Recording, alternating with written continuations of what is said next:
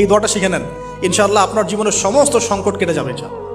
আমি নিজেও ওই দোয়াটা বেশি বেশি করার চেষ্টা করি। দোয়াটা হচ্ছে, মুসা আলাইহিস সালাম একটা গাছের নিচে হেলান দিয়ে বসলেন, বসে দেখলেন দুজন মেয়ে দাঁড়িয়ে আছে দূরে, পানি নিতে পারছে না, লোকজন পানি নিয়ে যাচ্ছে, ওরা দাঁড়িয়ে আছে বেচারি।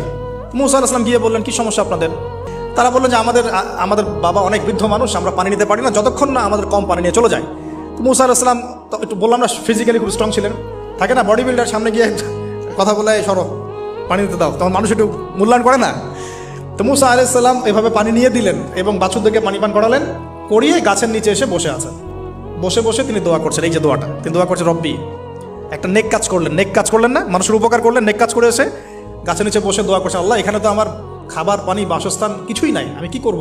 রব্বি ইন্নি লিমা আনজালতা ইলাইয়া মিন খায়রিন ফাকির, রব্বি ইন্নি লিমা আনজালতা ইলাইয়া মিন খায়রিন ফাকির।